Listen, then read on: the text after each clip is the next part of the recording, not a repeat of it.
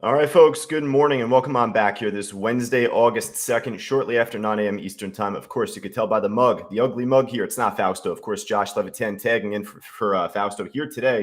He'll be back tomorrow, I believe, just as usual. Great to see students like Phil, Brad, Grant, Sam, Michael, John. We had Ravino just before, Kathleen, Leda, Egan, Patrick, all of us just joining us right now. I'll tell you what, markets were falling off heading into the post-market yesterday. Some news came out. Let's talk about that. We'll talk about what's ahead here for this morning. So great to see all of us there. Great to have all of us back on social media otherwise, though. Facebook Live, LinkedIn, Twitter, YouTube, etc. So a couple housekeeping notes to begin. Fausto will be back tomorrow. We had an open house scheduled for today, so we're actually moving that to tomorrow. If you're a friend of ours on YouTube right now, just stay tuned. We're going to live stream that just tomorrow at 1 p.m. Eastern time. If you're not subscribed yet to our YouTube channel, hey, do that just right now. Click that red subscribe button and also be a friend, tell a friend. Just make sure that you share that with all of your friends and colleagues coming up for tomorrow at 1 p.m. Eastern. But with that said, I got crappy lighting here in my home office right now. Let's try and make do with that as well. But, hey, huge, H-U-G-E, huge. Hopefully this can make a much more huge move. That's obviously bad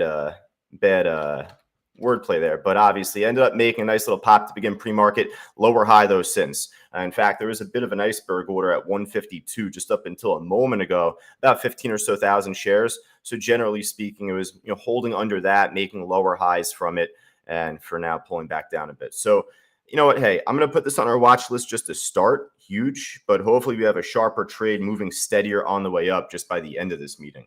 So, we'll go over a couple of other trades that we ended up getting from yesterday, in fact, too. So I know a lot of us did pretty well on a few different trades, the quantum and superconductor stocks that are starting to emerge. So QBTS ended up making a small little drop off at, when the market had opened up, but it was the result that ended up mattering most, where it ended up bouncing and then from there running up just about 60, 70 cents, topped off at 270. This stock is definitely on my side list here heading into the market open. It's not on the main watch list just yet, but if all these quantum and supercomputer stocks, I've been all over AMSC back from Monday of this week before it popped 60%. This isn't looking as good here this morning as a long. So, hey, it goes back on the side list once again, AMSC. But that QBTS was a great one more from yesterday. In fact, that was a steadier trade across yesterday during the day. There were a few more, though. We had the ARQQ stock, similar. Quantum is in the name, right? So, any headline that comes out nowadays with, LK99, superconductor, quantum physics, you're going to see a bit of a pop right now. I feel like that's the next big wave. That's the next big hype. So even dating back to mid-July, a couple of weeks ago. But ARQQ, what else did we get? RGTI, that was another one. Or Getty Computing. So I assume that they're tagged in with them as well. But for a cheap stock like this to make nearly $1 move from bottom to top, it's pretty damn impressive. And it's been on a huge tear, like I said, even dating back to before 2 weeks ago. But for as much as these stocks pump up, eventually they're going to fall back down. So you do need to be mindful about setting stops. You need to be mindful of saying, hey, if it's not going to make that big move on the way up, there's only one other way it's going to go, right? Trust the cyber clock, just like we always say, around 10:15, 10:30. That's typically where you expect reversals to happen. So you need to follow what happens much more often than not, right? That's going to take you to the promised land. That's going to take you to profits, right? So with that, that's basically the focus for today. But, I want to see if there's anything looking better, though, just across the gainers list. Again, the news that came out overnight or from yesterday afternoon really was the fact that Fitch ended up downgrading the United States from like AAA to AA plus, as if I know what I'm talking about there, right? No, really, I'm not as familiar with Fitch like world country ratings like that on a long-term economic scale. So for seeing that myself, obviously it looks like a bad headline. We had a bad reaction across the S&P in the overnight hours with the futures. But with that, though, I feel like over time we could begin to build support pretty soon. Perhaps we could see a sharper recovery here over time, even by the end of this week, by Friday. So let's see what we can grab here from top to bottom. Meds. So even if the markets continue to stumble off, doesn't mean that everything's going to go with it. So if it's like a smaller cap stock, or heck, if it's something just pumping on news of its own, then like we said with AMSC and these superconductor stocks, once more people catch on to it, if there's enough momentum for it to really go against the grain, then we'll try and trade it. This obviously is pushing up really well so far in pre-market. Stock ended up popping back from late June for like 5 up to 20, nearly a 400% run at that point. Yeah, there's a gap in between there, but there could have been a great pre-market trade there at that point on that morning. Was that back from June 26th? But for right now, at least, hey, history is repeating itself either way. MEDS, definitely going to put on our main list. Definitely be mindful of a dump off after. History has a tendency to repeat itself. So, if this ends up just tanking when the market opens up and fails to build support, then you got to move on to another trade. AHI. So this is also one that we're very familiar with. You could just see back from late June as well. Pretty similar timing. Looks like a healthcare stock, but a bit of a pop early this morning. Let me just take a look to see what the news is on this one. I didn't care to check earlier on this trade. So AHI circuit breaker back from July 20th. That's a little while back from now. There's no real news headline that I have on this trade. There's no real crazy headline out on this trade. So it could just be high short interest stock, lower float stock at that too, and the combination leading to a nice pop here so far. Yeah, definitely. I mean, how could we not? AHI. Actually going to put this on the top of our list so far. It's going to be more liquid when the market opens up. Order book should fill in there. RBT was one from yesterday too. I didn't know if it was like with the quantum stocks or whatnot. It made a nice little move like heading into the morning session. Then it flattened out. It popped going more so into like the final minutes of the day though than the after hours. So definitely going to put this back on our list for right now, the RBT. And then we keep it moving. Rover, ROVR, not doing a whole lot right now. IDAI, I forgot about this. This had pumped up yesterday too. We didn't really call it out as much. I mean, our focus, honestly, we're on the other trades. So, during Traders Talk, actually, this one ended up making a nice pop, like during our 11 o'clock workshop we conducted. So basically, once it broke the highs off of 115, 112-ish there, off and running she went. Ended up moving pretty nicely there and once again popping back up. So really quick, let me just jump back in my 5-minute chart here. You can see, and obviously I have my 5-minute chart here. Actually, I got my home office right now with my crappy lighting. I don't know if you can see it, but I got a light right here. It's blinding my 5-minute chart that I'm actually trying to look at. So I'm looking at this one now. So you could see it did try and break the highs from yesterday, in fact, just off of 168 and failed. We'll look to see if that can get flipped into support over time. IDAI. We're building up a little nice list here.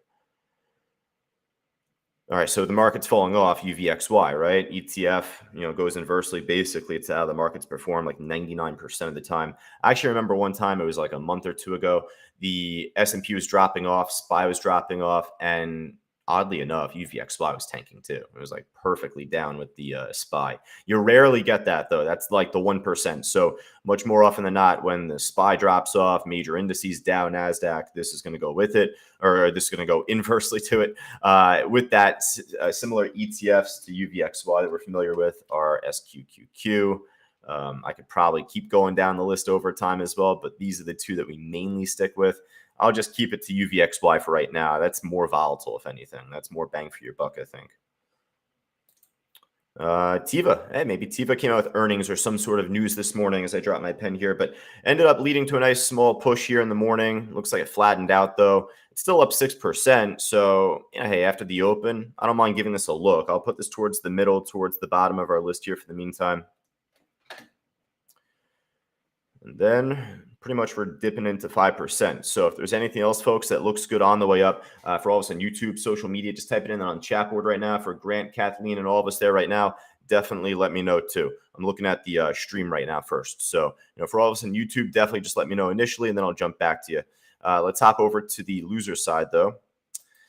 I mean, I feel like this ADMP is on the gainers on the losers list. There's a stock that probably sounds just like it that I'm mixing it up with, but stock yesterday ended up making a huge pump. Went from like 180 up to near $8 or over. And then from there this morning, big drop off just early on and then much further just now. My assumption is that they ended up coming out with some news of common stock offering. It's a simple direct offering, common stock offering. I'll care to check right now just to sound good. Let's see. Yep, here we go. ADMP announces pricing of $8 million public offering of 5.93 million units at a price of $135 a unit. So Very general rule of thumb, folks. Again, you do want to keep this in the back of your head, because if you're holding on to a day trade, then you're more prone to having this happen where out of nowhere, suddenly, and hell, it could be during regular hours, not just pre-market like this, but you could have a massive drop and it's halted off of news or halted off a circuit breaker, and you're ripping your hair out wondering why. A lot of times these small cap stocks, after a run up that they make, they'll look to come out with some news of direct offering or common stock offering, basically diluting the stock price by adding more shares to the outstanding share count there. So, for right now, ADMP, big drop. I'm not as interested in it. I definitely wasn't interested in it to begin, but even more so now. I'm not trying to scalp this, trying to make 10 cents here, 20 cents there. We got better trades to worry about. XPEV down big.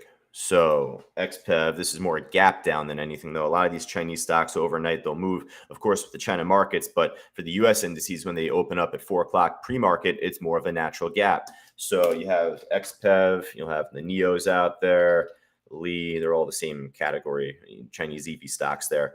But you have others as well. You have stocks like IQ, Billy, they'll all tend to gap up or gap down. So when I saw XPEV down big percentage-wise, I kind of let that slip past me for a second. And then when I turned to, that's right, it's not really like a steady down that we could work off a trend with. It's just a gap. It doesn't mean it's necessarily going to fill said gap either. It's down enough to where I'll put it on our list, XPEV, as a potential short if the markets continue to fall off. I did see Yang up big this morning, which is actually Chinese inverse ETF, like UVXY is to us here with S&P. So with that, hey, maybe maybe XPEV could be a good short. Let's see if there's anything else looking better, though. Is it like a trend on the way down? Maybe a couple good short opportunities we could look into. Take a look at a stock like Coin. We'll take a look at a stock like SQ. Not really showing too much activity just yet. Stock like GM, stock like Ford. Not really doing a whole lot so far. Even if they're down a little bit and could set themselves up for a short opportunity, they're not really doing enough right now in pre-market for me to just slap on our list. So, hey, let me know what you got here, folks, just for all of us across the board.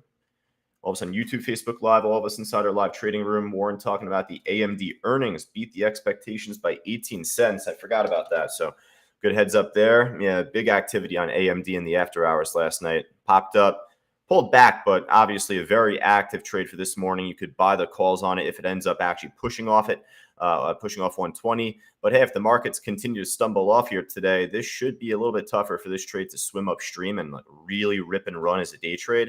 So just be careful on that. But you know what? I don't mind slipping AMD on there, not just because it's one of my favorite stocks, but it's active. It's coming off big earnings. So, in that event, you do want to follow it more.